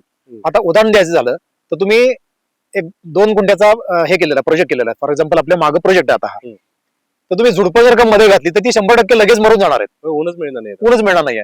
त्यांना वाढायला ती नंतर मेली तर मेली, पण थोडी बाहेर लावून झुडपं हे करायची, मोठी झाडं आत लावायची. अशा प्रकारे जे त्याला आपलं स्वतःच निसर्गाच्या बद्दलचं निरीक्षण सुद्धा पाहिजे त्याच्यासाठी. आणि झाडांचं कुठलं झाड किती उंचीचं वाढतं हे माहित पाहिजे, स्लो ग्रोईंग कुठला आहे, फास्ट ग्रोईंग कुठला आहे, हे बघून झाडं लावली गेली पाहिजे. तर तो मियावाकीचा प्रोजेक्ट सक्सेसफुल होतो, म्हणजे फ्लॉप जात नाही आणि मग तो ब्लेम येत नाही. दुसरी गोष्ट अशी की जसं मी म्हणलं मगाशी त्याप्रमाणे भावनिकता खूप लोक आणतात निसर्गामध्ये. जसं की काही लोक म्हणतात की तुम्ही झाडांना कुठल्याच वाढायला वाव देत नाही, इतकी जवळजवळ झाडं लावता, झाडांची हत्या आहे, आधीच देशी बीज कमी आहे देशी झाडांचं. तसं नाही आहे. नॅचरल सिलेक्शन मध्ये झाडं मरणं हे निसर्गात घडतच असतं, आपल्या डोळ्याला ते फक्त दिसत नाही उघड्या डोळ्यांनी. ते झालं तर त्याचा भाऊ करायची गरज नाही आहे. आणि कॅनोपी, काही लोक म्हणतात की तुम्ही कॅनोपी मोठी वाढू देत नाही, म्हणजे छत्री झाडांची. कारण तुम्ही पिंपळाचं झाड बाहेर पाहिलं तर एवढं प्रचंड विशाल त्याची कॅनोपी असती, इथं मात्र त्याला कॅनोपीच वाढत नाही. कसं असतं की कुठल्याही झाडाची ठराविक विशिष्ट अशी कॅनोपी नसती. कॅनोपी त्याची कशावरती ठरती, ते झाड कुठं वाढतं त्याच्यावरती. पिंपळाचं झाड बाहेर उद्यानात लावलं तर ते स्लोली वाढतं आणि त्याची प्रचंड मोठी कॅनोपी तयार होती. हेच जंगलामध्ये वाढणारं पिंपळाचं झाड तेवढी मोठी कॅनोपी तयार करत नाही, त्याची उंची फक्त वाढते. का, त्याला स्कोप नाही, त्याला जगतं पण त्याची वर जाऊन त्याची छोटीशी कॅनोपी तयार होती. अगदी दंडोबावरती पण आपण बरीच वृक्षारोपण वगैरे केलं, ते बघितलं तर ते कुठेतरी लांबून बघितलं तर बोनसाई सारखं दिसतं. त्याच्या ट्रंकचा आकार छोटा होतोय, त्यांच्या पानांचा आकार देखील छोटासा छोटा असतो, कारण निसर्गानेच बोनसाय केलेला आहे, त्याच्या बोनसाय मुळांना वाढायला काय फारसा स्कोप दिला नाही. कारण खाली दगडच आहे सगळा. बरोबर, मुरुम पण म्हणता येणार, काळा कातळ आहे खाली. हा. बरोबर. असं आहे. आणि मग म्हणजे हे मियावाकीचे टीकाकार हे मुख्यतः बोलतात की काहीतरी तुम्ही झाडं कोणता, ते सगळं कशाला भाव देत नाही. तर त्यांना माझं असं म्हणणं असतं की तुम्ही पश्चिम घाटात जाऊन एकदा हे बघा, तिथं झाडं इतकी जवळजवळ वाढतात आणि कोणाचीच कॅनोपी मोठी नसती, ती उंच वाढतात, वरती जातात आणि कॅनोपी तयार करतात. कारण काय की सूर्यप्रकाश घ्यायचा आहे, जवळजवळ असतात खूप, आणि खूप गर्दी दाटीवाटी असते. तर निसर्गात जे घडतं ते जिथं आपण आर्टिफिशियली क्रिएट करतोय, तर ते काय कोंबाकोंबीचा प्रकार नाही आहे. आणि त्यामुळे ती जी टीका आहे ती करताना मोठमोठे लोक, याच्यामध्ये अगदी मोठे तज्ञ लोक सुद्धा आहेत, ते नैसर्गिक जंगल निर्माण होण्याची प्रक्रिया समजूनच घेत नाहीत, आणि म्हणून ती टीका होती. आणि दुसरी गोष्ट की काय होतं की मियावाकी कुठेही करू नये, हे मात्र खरं आहे. जसं की सपाट वाळवंटी प्रदेश किंवा सपाट गवताळ प्रदेशात तुम्ही मियावाकी करता कामा, तिथं झाडच लावता कामा इनफॅक्ट. तर तिथं उगीच ओढून झाडून झाडं लावायची, मियावाकी करायची, ह्याला अर्थ नाही आहे. मला जंगल बघायचं तिथं म्हणून झाड लावा. हा, झाडं लावायची ह्याला अर्थ नाही आहे. ते इकोसिस्टमला म्हणजे परिसंस्थेला उद्ध्वस्त केल्यासारखं आहे. कारण गवताळ प्रदेशाची परिसंस्था ही मोठी झाडं निर्माण करायला तयार झालेली नसते. बरोबर. तिथले जीव हे गवताळ प्रदेशाला अडॉप्ट झालेले असतात. त्यांची काही प्राणी पक्षी हे गवताळ प्रदेशासाठी, अगदी बरोबर, मोकळ्या सपाट रानावरती राहण्यासाठी तयार झाले. तिथले पक्षी जमिनीवरतीच घरटं करतात, जमिनीवरती अंडी घालतात. टिटवी म्हणा आपण, टिटवी म्हणा, त्यांचे जे त्यांना मारून खाणारे जे परभक्षी आहेत, जे प्रेडेटर्स आहेत, ज्याला आपण काय म्हणतो बर्ड्स ऑफ प्रे, त्यांना पण तीच सवय की गवताळ प्रदेशामध्ये सपाट्याच्यामध्ये गवतात हुडकायचं वरती हॉवरिंग करून आपलं भक्ष्य. मोठी झाडं झाली की त्यांनाही त्यांचं भक्ष्य दिसत नाही, असं सगळं ते डिस्टर्ब होतं. तिथे सरडे, पाली, इको सायकल डिस्टर्ब करतोय आपण. हा, त्यामुळे तर हे मात्र खरं आहे की मियावाकी कुठेही करू नये. म्हणजे सपाट गवताळ प्रदेश आहे एखाद्या, हा, आता आपल्या नांगवाळचा प्रोजेक्ट हा गवताळ प्रदेशातच आहे, पण तो डोंगराच्या उतारावरती आहे. जो मातीचा ढासळणारा जो स्लोप आहे त्याला आपण केलेला आहे, खाली गवताळ प्रदेशात डिस्टर्ब नाही केलेलं. आणि तिथं करूया का असं विचारणा झाली होती, आम्ही नको म्हणून सांगितलं, कारण बायोडायव्हर्सिटी डिस्टर्ब करायची नाही आपल्याला. हा, तर ते करताना तो प्रदेशाची निवड मात्र तुम्ही केली पाहिजे, कुठे उगीच करता कामा नये. ओके. जर कुणाला आमच्या प्रेक्षकांपैकी जर मियावाकी फॉरेस्ट बनवायचं असेल तर तुमच्याकडून मार्गदर्शन तसं मिळू शकेल का? अगदी नक्की. म्हणजे प्रोसेस काय असेल त्याची, म्हणजे तुम्हाला जर भेटायचं असेल तर तुमचा फोन नंबर वगैरे आपण हो, आपल्या वेबसाईट वरती नंबर दिलेले आहेत, प्लस हवा असेल तर या ह्याच्यामध्ये तुम्ही आमचे नंबर दाखवू शकता. आणि आम्हाला संपर्क केला तर आम्ही गायडन्स देऊ कसं करायचं ते. तुम्हाला स्वतःला करायचं असेल तर गायडन्स देऊ, आम्ही करायचं असेल तर आम्ही करून देऊ, आणि त्या पद्धतीने फक्त ते योग्य रीतीने झालं पाहिजे असा आमचा कटाक्ष असतो. आणि शास्त्रशुद्धरित्या झालं पाहिजे अगदी बरोबर. नाही तर मग ती मेथड बदनाम होती फुकटची, एवढी चांगली मेथड. आणि त्यामुळं ही करायला काहीच हरकत नाही. फक्त मी जसं सांगितलं की कुठे उठसूट करायची नाही. मानवी वस्तीमध्ये, वस्तीच्या आसपास करायला हरकत नाही आहे, कारण तिथलं प्लांटेशन कमी व्हायला लागलंय. मानवी वस्तीच्या आसपासच कार्बन वायूचं उत्सर्जन हे मानवी वस्तीमध्ये आणि त्याच्या आजूबाजूला खूप होतं. म्हणजे अर्बन हीट आयलंड इफेक्ट नावाचा एक इफेक्ट आहे. म्हणजे काय की मानवी वस्तीची शहरं आणि खेडेगावं आणि त्याच्या आजूबाजूचा काही परिसर याच्यामधलं टेम्परेचर हे त्या वस्तीपासून लांब गेल्यानंतर जे टेम्परेचर असतं तिथलं ह्याच्यापेक्षा जास्त असतं 1-2 डिग्रीने. कधी कधी तो डिफरन्स 5 डिग्रीचा पडू शकतो. म्हणजे एखाद्या गावामध्ये जे तापमान आहे तर गावापासून लांब गेलं की ते तापमान 5 डिग्रीने कमी होऊ शकतं. गावामध्ये ते 5 डिग्री पर्यंत जास्त असू शकतं, 1-2 डिग्री ते 5 डिग्री पर्यंत. तर ह्याला म्हणतात अर्बन हीट आयलंड इफेक्ट. म्हणजे काय की मानवी वस्तीची शहरं आणि खेडेगावं जी आहेत ती एखाद्या आयलंड म्हणजे बेटाप्रमाणे काम करतात, उष्णतेचं उत्सर्जन करणारी बेट. का? कारण आपण ज्या डे टू डे लाईफ मध्ये ऍक्टिव्हिटी करतो त्याच्यातनं उष्णतेचं प्रचंड प्रमाणात उत्सर्जन होतं. हा, मग आपण पेट्रोलची किंवा डिझेलची मुख्यतः वाहनं चालवतो, विजेचे दिवे वापरतो, विजेची उपकरणं चालवतो, ह्या सगळ्यामधनं प्रचंड प्रमाणामध्ये हीट जनरेट होती. आणि मग तो इफेक्ट कमी करायचा असेल तर तिथं जास्तीत जास्त प्लांटेशन केलं गेलं पाहिजे शहरामध्ये आणि शहराच्या आजूबाजूला. बरोबर. एक चुकीचा पायंडा काय पडतोय, हाऊस म्हणून प्लांटेशन करायचं म्हणजे काय गावाच्या बाहेर जायचं माळरानावर झाडं लावून टाकायची जसं की दंडोबा. बरोबर. पण तिथं तो त्याचा आदिवास नाही आहे, झाडं लावायची जागाच नाही आहे. अगदी सगळे जाऊन तिथे सेल्फी वगैरे काढून मोकळे होतात आणि ती झाडं मरतात, नंतर जगतात, त्याचं काय होतं कोणालाच माहित असतं. मगाशी म्हणाल तसं चंदनाचं पण झाडं लावायचा प्रयत्न केला होता. हा, प्रयत्न केला होता. आणि दुसरी गोष्ट काय की जिथं त्याची खरी गरज आहे मानवी वस्तीमध्ये, रस्त्याच्या कडेला, आपल्या अंगणामध्ये, बरोबर, मोकळ्या ओपन स्पेसेस मध्ये इथं जास्तीत जास्त झाडं लावली गेली पाहिजेत. कारण हवेतला कार्बन डायऑक्साईड शोषून घ्यायसाठी आणि उष्णता कमी करायसाठी त्याची तिथं गरज आहे. ओके. मानवी वस्तीच्या लागून किंवा मानवी वस्तीमध्ये इनफॅक्ट अगदी जंगलाच्या कडेला जाऊन करायची गरज नाही. आपल्या मानवी वस्तीमध्येच प्लांटेशन वाढवलं पाहिजे. तर ते लोक करत नाहीत. ओके. म्हणजे झाडाचा पाला पडतो म्हणून लोक झाड तोडायसाठी ऍप्लिकेशन करतात महापालिकेकडे किंवा नगर परिषदेकडे. झाडाचा पाला आमच्याकडे पडतोय म्हणून. पाला पडू देतो, साफ करता येतो. अरे पण त्या झाडाचं जे योगदान आहे तिथल्या निसर्गामध्ये, तुम्ही राहतायत त्या गावाचा निसर्ग आणि पर्यावरण त्याचा समतोल राखायसाठी त्याचा जो रोल आहे तो कोणीच लक्षात घेत नाही. तिथं झाडांचा दुस्वास केला जातो. आणि मग महापालिकेने किंवा नगरपालिकेने परमिशन दिली नाही तर गुपचूप झाडाला काहीतरी इंजेक्शन टोचायची, इजा करायची, मुळांमध्ये त्याच्या निखारे ठेवायचे पेटते की जेणेकरून ते धुरामुळे झाड वाटतं. असे प्रकार मी डोळ्यांनी पाहिले हे करताना बऱ्याच ठिकाणी बघतो. हा, तर हे होता कामा नाहीये. झाडांचा दुस्वास करता कामा नाहीये. मानवी वस्तीमध्ये जास्तीत जास्त झाडं लावायची गरज आहे आणि तिथं मियावाकी ही कन्सेप्ट अत्यंत उपयुक्त आहे. ओके. मानवी वस्तीमध्ये क्विक प्लांटेशन क्रिएट करायचं असेल तर तुम्ही मी असं म्हणत नाही की मियावाकीच करा आणि जे पारंपरिक प्लांटेशन आहे वृक्षारोपण ते करूच नका असं मी म्हणत नाहीये. मियावाकी हा काय त्याला सबस्टिट्यूट नाहीये. मियावाकी हा अनेक पर्यायांपैकी एक आहे असं मला म्हणायचंय. तर तुम्ही पारंपरिक पद्धतीने करा प्लांटेशन, वृक्षारोपण, आणि जिथं शक्य असेल तर मियावाकी करा. दोन्ही पद्धतीने करा जेणेकरून ग्रीन कव्हर वाढलं पाहिजे आपलं जास्तीत जास्त. असा तो हे आहे. आता डॉक्टर मला असं विचारायचं कमीत कमी किती जागेमध्ये आपण हा असा प्रोजेक्ट उभा करू शकतो? कारण आपण आता जसं म्हणालो की मानवी वस्तीच्या आसपास करायचं तर जागेची कमतरता असते. तर कमीत कमी किती जागेमध्ये आपण हे करू शकतो? तसं अगदी अर्ध्या किंवा 1 गुंठ्यामध्ये पण प्रोजेक्ट करता येऊ शकतो. ओके. फक्त होतं काय किंवा अर्ध्या किंवा 1 गुंठ्यात ते केल्यानंतर ते जंगल वाटत नाही. रिझल्ट नाही मिळत. हा, रिझल्ट मिळतात पण 1 गुंठा हे काय जंगलाचा एरिया नव्हे ना. जंगल आपल्या डोळ्यासमोर कसं खुश असते, प्रचंड खूप मोठं आवाढव्य, तर करता येऊ शकतं. पण अर्ध्या किंवा 1 गुंठ्यामध्ये त्याचा काय फारसा इम्पॅक्ट पण पडत नाही नेचरवरती आणि ते जंगल वाटतच नाही. अगदी बरोबर. हा, तर पण ठीक आहे, तुम्हाला सॅम्पल म्हणून एक दाखवायला करायचं. आता एक आहे म्हणजे तशी एन्क्वायरी आलेली की अर्धा गुंठ्यातच मियावाकी करा. का? फक्त सॅम्पल म्हणून लोकांना दाखवायचं की अशा प्रकारे मियावाकी करता येऊ शकतं. तर सॅम्पल म्हणून अर्धा किंवा 1 गुंठ्यात करायला काही हरकत नाही आहे. परंतु त्याचा इम्पॅक्ट पडायचा असेल, काही जंगल वाटायचं असेल तर कमीत कमी 3 गुंठे तरी, आपल्या मागे 3 गुंठ्याचं जंगल आहे तर कमीत कमी 3 गुंठ्याचं तरी हवं, 3 ते 5 गुंठ्याचं. ह्या गोष्टी सगळ्या करायला खर्च देखील होतो. तर समजा आपल्याला 3 गुंठे आता जसं तुम्ही मागं आता तुमच्या आपण बघतोय हा प्रोजेक्ट, तर 3 गुंठ्यासाठी साधारण काय खर्च येऊ शकतो? जरा त्याची कल्पना जरा सध्या आम्हाला. तसं बघायला गेलं मियावाकी व्यवस्थित करायला गेलं तर एका गुंठ्याला 70 ते 80 हजार रुपये खर्च येतो.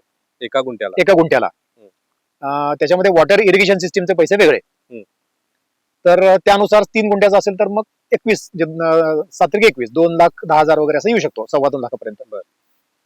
आता हा खर्च बघताना जास्ती वाटतोय, ऐकायला जास्ती वाटतोय, परंतु त्याचे रिझल्ट जे मिळतात ते बघितलं की तो खर्च फिटलेला असतो, नगण्य आहे यापुढे. म्हणजे ते आपल्याला जी झाडं देतात त्याच्यापुढे ते नगण्य खरंच, जो ऑक्सिजन देतात, जो कार्बन शोषून घेतात त्याच्यापुढे ते नगण्य आहे ती किंमत. आणि मला काय म्हणायचं की ठीक आहे, थोडासा पारंपरिक म्हणजे हा मुद्दा मियावाकीचे टीकाकार, मगाशी मी सांगायचं राहिलो की मियावाकीचे टीकाकार हा एक हे उचलतात की किती खर्च करायचा, हजारो लाखो रुपये खर्च करून तुम्ही काहीतरी असं करताय, पण रिझल्ट त्याचा बघितला. हा, आणि दुसरी गोष्ट अशी की पारंपरिक वृक्षारोपणाच्या नावाखाली किती हजारो कोट्यावधी रुपये उधळले जातात. म्हणजे बऱ्याच वेळेला गव्हर्नमेंटचे प्रोजेक्ट असतात, त्यामध्ये झाडं लावायची हजारो रुपये खर्च करून त्याला पाणी घालायचं नाही, ते मरून जातात. मग त्याच खड्ड्यात पुन्हा पुढच्या दुसरी झाडं लावायची. दरवर्षी काही हजारो लाखो खर्च दिसतो, म्हणलं तर झाडं लावल्यासारखं दिसतं. म्हणजे तो खड्डा तोच, पण वर्षानुवर्षी तिथं झाड लावलं जातं, ते एकही जगत नाही आणि दरवर्षी लाखो रुपये खर्च केले जातात. फोटो वगैरे काढून व्हॉट्सअपला, फेसबुकला. हा जो होणारा खर्च आहे त्याच्याऐवजी तोच खर्च इथं घातला तर किती मियावाकी उभे राहतील, हा एक मुद्दा आहे. तशाच काही दुर्दैवाने हे बोलावं लागतंय, बोलू नये पण बोलावं लागतं, काही माल प्रॅक्टिसेस चालतात. जसं माल प्रॅक्टिस म्हणजे काय नाईलाजाने केल्या जातात गोष्टी. जसं की मागा मी मियावाकीसाठी रोपं गोळा करायला गेलेला असताना गव्हर्नमेंटच्या नर्सरीमध्ये त्यावेळेला रूल असा होता की प्रत्येक ग्रामपंचायतीने कमीत कमी 2400 झाडं लावली पाहिजेत का 2500 झाडं काहीतरी नियम होता. मग एका ग्रामपंचायतीचा सरपंच आला होता, तर तो म्हणत होता की अहो एवढी झाडं नाही लागत, कोणी लावत नाही, एवढी नको आहेत.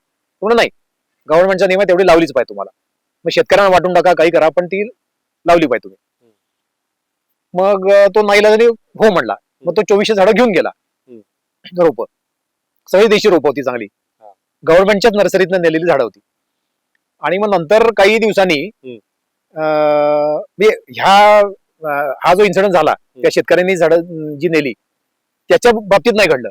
पण काही दिवसांनी पेपरमध्ये बातमी होती की एका ग्रामपंचायतीने चक्क एक मोठ्या मोठा खड्डा खणला जेसीबीने आणि 2100 रुपये पुरून टाकले, 2100 रोपं पुरून टाकली आणि खड्डा बुजवून टाकला, म्हणजे बापरे. त्याचं दफनच करून टाकलं. आणि मग ते उघडकीला आल्यानंतर बोंबाबोंब झाली, पेपरबाजी झाली. बर. म्हणजे ती देशी रोपं त्याचं बीज गोळा करणे, बीज हे काय पटकन मिळत नाही. हो. देशी झाडं बनवायसाठी देशी झाडं सगळे कोणी बनवत नाहीत. काही मोजक्या गव्हर्नमेंटच्या नर्सरी आणि अगदी हाताच्या बोटावरती मोजण्यासारख्या प्रायव्हेट नर्सरी देशी झाडं बनवतात. त्याचं बीज संकलन हा एक मोठा कार्यक्रम असतो. म्हणजे साधारणतः उन्हाळ्याच्या सुमारास, वसंत ऋतू किंवा उन्हाळ्याच्या सुमारास जेव्हा बिया पडतात त्याच्या, तेव्हा जंगलात किंवा गावकुचाच्या बाहेर जाऊन त्या बिया गोळा करायच्या, ही मोहीम राबवावी लागते आधी. तर त्या देशी झाडांच्या बिया गोळा होतात. खूप कष्टाचं काम आहे. कष्टाचं काम आहे ते, सहजी ते मिळत नाहीत. मग ते बीज संकलन करायचं, मग त्या सिलेक्ट करून त्याची रोपं बनवायची, ती वाढवायची, आणि ही सगळी मेहनत एका काही क्षणामध्ये मातीमोल होती. तुम्ही खड्डा म्हणजे जसं एखाद्या मृत जनावराचं दफन करून टाकावं तशी ती रोपं दफन करून टाकली चक्क त्या ठिकाणी. आणि मग खूप त्याच्या टीका झाली, मग त्याच्यात ती कारवाई पण झाली कायदेशीर. मग ह्याच्यामध्ये जे हजारो लाखो रुपये उधळले जातात, अक्षरशः त्याचा चुरणा होतो. अशा प्रकारे ते करायच्या ऐवजी जर का इथं तुम्ही खर्च केला तर कितीतरी चांगली मियावाकी जंगलं होतील, बरोबर. किमान मानवी शहर वस्तीमध्ये तरी. मी असं म्हणत नाही की तेवढ्या मोठ्या प्रमाणात बाहेर करा ह्याच्यावरती वन जमिनीवरती, पण अशी मानवी वस्तीमध्ये कितीतरी मियावाकी तयार होतील. बरोबर. आणि जिथं मूळ जंगल होतं, जसं की आपला पश्चिम घाट आहे, मूळ जंगल होतं आणि ते त्याची तोड झालेली आहे आणि इथं रिफॉरेस्टेशन करायचे. म्हणजे काय म्हणूया आपण त्याला, रिफॉरेस्टेशनला मराठी शब्द काय देऊया आपण, पुनर्वनीकरण. पुनर्वनीकरण. अगदी उत्तम शब्द आहे, पुनर्वनीकरण. पुनर्वनीकरणाकरता तर ते खूप चांगला पर्याय होऊ शकतो. ओके. कारण झपाट्याने वाढू शकतं ना. कारण जे नैसर्गिक जंगल आपण तोडलंय ते तयार व्हायला हजारो वर्ष लागलेली आहेत. बरोबर. त्याच क्वालिटीचं जंगल तिथं तयार होणार नाहीये पुन्हा काय बरोबर. एवढ्या कमी काळामध्ये. तर तिथं तर ही अत्यंत उपयोगाची मेथड आहे. अगदी बरोबर. तर मित्रांनो, आताच आपण मियावाकी फॉरेस्ट म्हणजे काय, ते कसं केलं जातं आणि त्याचा निसर्गाला काय फायदा होतो, हे सगळ्या गोष्टी आपण डॉक्टर देवेकर यांच्याकडून आपण ऐकून घेतल्यात. जे काही प्राणी, पक्षी आणि वनस्पती या फॉरेस्टमुळं तयार होतात, त्याची किंमत पैशामध्ये करता येत नाही मित्रांनो. मी आताच डॉक्टरांना जेव्हा घरी आणायला गेलो होतो तेव्हा त्यांच्या घराशेजारचं मियावाकी फॉरेस्ट केलेलं बघितलं, झारीबाग कॉर्नरला जे आहे. तर अक्षरशः मित्रांनो तिथं तुम्हाला एंट्री करता येणार नाही, इतकं जंगल माजलेलं आहे आणि हे खूपच शास्त्रशुद्ध पद्धतीने ते केलेलं आहे त्यांनी. तर रिझल्ट जर बघायचा असेल तर ह्या झारीबाग कॉर्नरला तुम्ही मिरजेला जर आलात, जर ह्याचा रिझल्ट बघायचा असेल तर झारीबाग कॉर्नरला जर तुम्ही डॉक्टरांना भेटायला गेलात तर तुम्हाला प्रत्यक्ष ते भेटून त्याचा रिझल्ट दाखवतील. ही झाडं कशी वाढली, किती वाढली, हे तुमचं तुम्हीच अनालिसिस करू शकता. आणि असा एखादा प्रोजेक्ट जर आपल्या गावामध्ये, आपल्या शहरामध्ये जर राबवायचा असेल तर डॉक्टरांना तुम्ही संपर्क करू शकता. डॉक्टरांचा फोन नंबर मी डिस्क्रिप्शन बॉक्समध्ये खाली देतोयच, तर त्यांना तुम्ही कॉन्टॅक्ट करून त्यांच्याकडून तुम्ही अधिक माहिती मिळवू शकता. तर डॉक्टर, तुम्ही आज आम्हाला वेळ दिलात आणि आमच्या पॉडकास्टसाठी खूपच मूल्यवान माहिती आम्हाला दिली आणि ह्या माहितीमुळं निसर्गाचा ऱ्हास तर थांबवू शकूच, पण आपलं देखील एक काहीतरी योगदान निसर्गामध्ये देऊ शकतो ह्याची आता खात्री आम्हाला झालेली आहे. तर जे कोण आमचे व्ह्युअर्स असतील, सबस्क्रायबर असतील, तर ज्यांना कोणाला हा प्रोजेक्ट करायचा असेल ते तुम्हाला येऊन भेटतील. नक्कीच. तर आणि त्यांना तुम्ही आजच्या या पॉडकास्टला हा विषय घेतला त्याच्याबद्दल मी तुम्हाला धन्यवाद देतो. कारण एका चांगल्या विषयाला तुम्ही हात घातला आणि निसर्ग संवर्धनाशी संबंधित हा एक मोठा विषय आहे आणि त्याला एक्सपोजर दिल्यामुळं लोकांपर्यंत त्याची महती पोहोचायला मदत होईल. आणि त्यामुळे हा विषय निवडल्याबद्दल पॉडकास्टसाठी अच्छा मीही तुमचे नेचर कॉन्झर्वेशन सोसायटी संस्थेतर्फे आभार मानतो आणि मला या विषयावरती माहिती द्यायला इथं बोलावलं त्याबद्दल व्यक्तिशः तुमचे आभार मानतो. धन्यवाद. असे हा काही शेवटचा पॉडकास्ट नाही आहे, असे बरेच पॉडकास्ट आपण डॉक्टरांबरोबर करणार आहोत. कारण मियावाकी फॉरेस्ट ही एक खूप छोटीशी माहिती डॉक्टरांनी दिली आहे, पण ज्ञानाचा खजाना डॉक्टरांकडे आहे बऱ्याच गोष्टींचा. तर आपण त्यांच्याशी वेळोवेळी त्यांना जसा वेळ मिळेल तसं आपण त्यांच्याशी गप्पा मारणार आहोत, त्यांच्याकडून निसर्गाची माहिती घेणार आहोत, प्राण्यांबद्दल माहिती घेणार आहोत, पक्ष्यांबद्दल माहिती घेणार आहोत आणि पूर्ण निसर्ग कसा चालतो आणि तो आपल्या भोवती कसा खेळवून ठेवायचा किंवा आपल्याला जंगलात न जाता आपल्या भोवती कसं वन निर्माण करायचं, या सगळ्या गोष्टी आपण त्यांच्याकडून जाणून घेणार आहोत. तर मित्रांनो भेटूयात अशाच एका नवीन व्हिडिओ सोबत एका नवीन पॉडकास्टमध्ये. तोपर्यंत राम राम.